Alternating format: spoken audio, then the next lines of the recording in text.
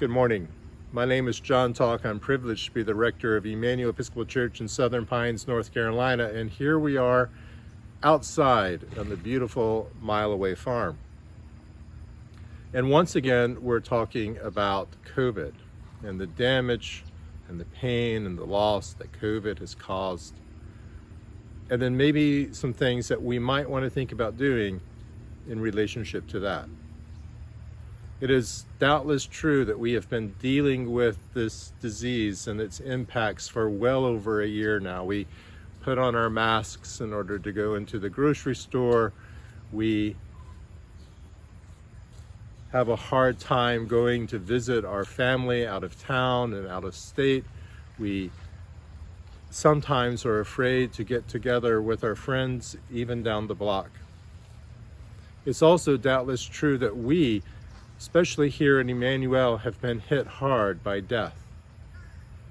Just this past week would have been Bird Gwen's birthday. And just 2 days ago, as I filmed this, we heard the horrifying news that Margaret Page had died.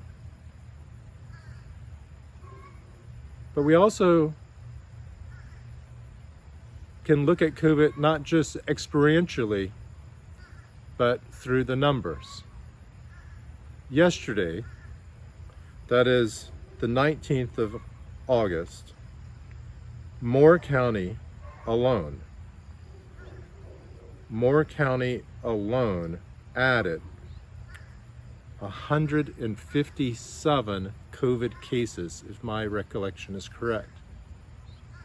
157 people in our little county of 100,000 folks got sick yesterday. 4 died.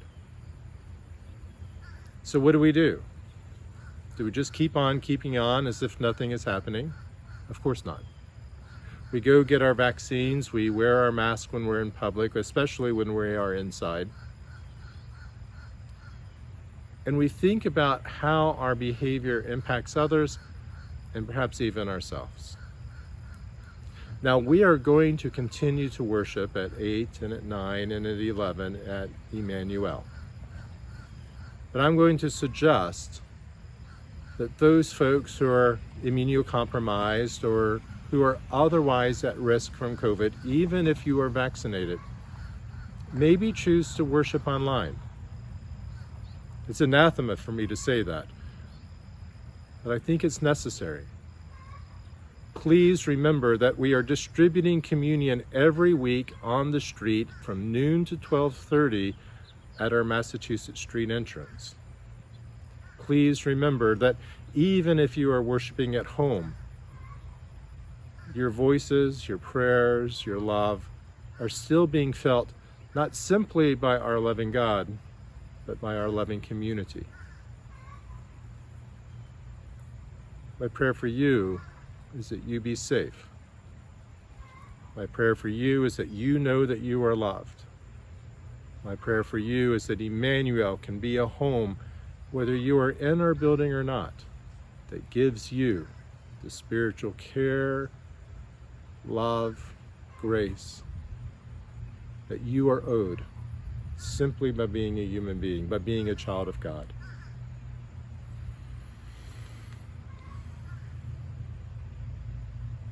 I'm looking forward to being able to see you soon without a mask.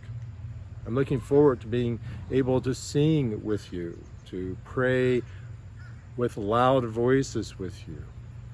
But that day is not today. The day is tomorrow, or perhaps the one after, or perhaps the one after. But in God's faith, it is coming. Thanks be to God. Amen.